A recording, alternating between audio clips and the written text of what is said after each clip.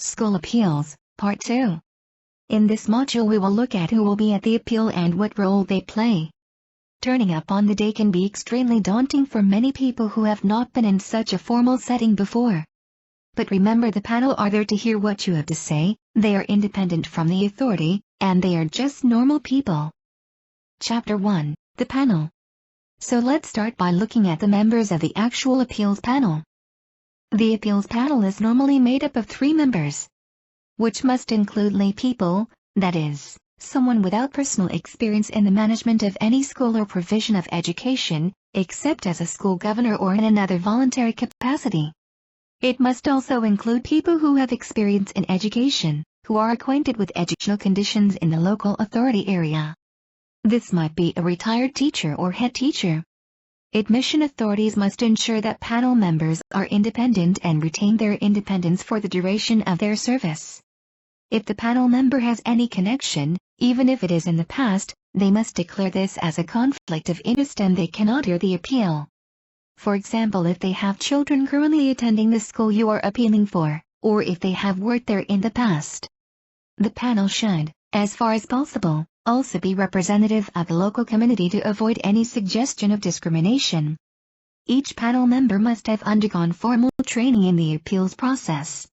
There are some people not allowed to be panel members, but it's unlikely that this would be the case as these exceptions are well established. If you are concerned, then you have the right to check.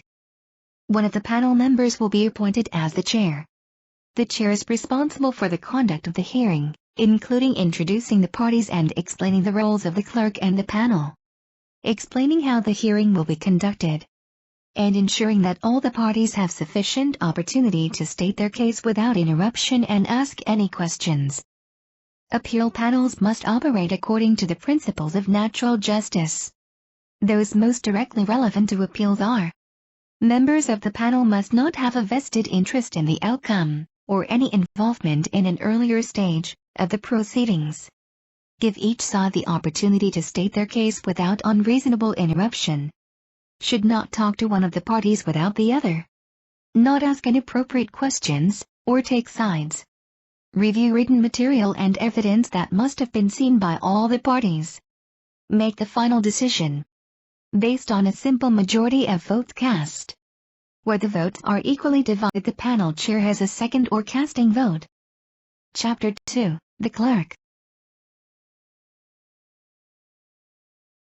The clerk, although appointed by the local authority, must provide an independent and impartial service.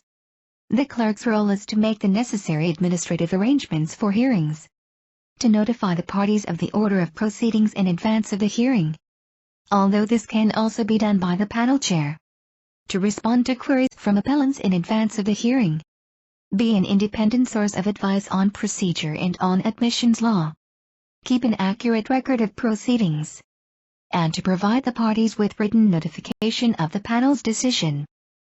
Chapter 3, the presenting officer. The presenting officer can be either from the local authority admissions team, or a school representative, or even a head teacher. It is the role of the presenting officer to put across the case of the authority as to why a place is not available for your child. They will give a lot of reasons to show that the school is full and cannot take any more students without prejudicing the pupils that are already there. We will come back to the details of how the presenting officer will put their case in a future module. Chapter 4, Interpreters, Friends and Observers. You are entitled to have an interpreter at the hearing if you so need, however you need to have arranged this in advance with the clerk. You are also allowed to have support at the hearing, so you can have a friend or family member accompany you, or even legal representation. In some cases the authority may ask if you would mind having an observer.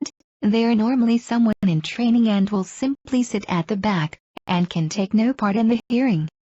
Now you have an idea of who will be there and what their role is. Next in Part 3 we will look at what exactly happens and what the process is for the appeal.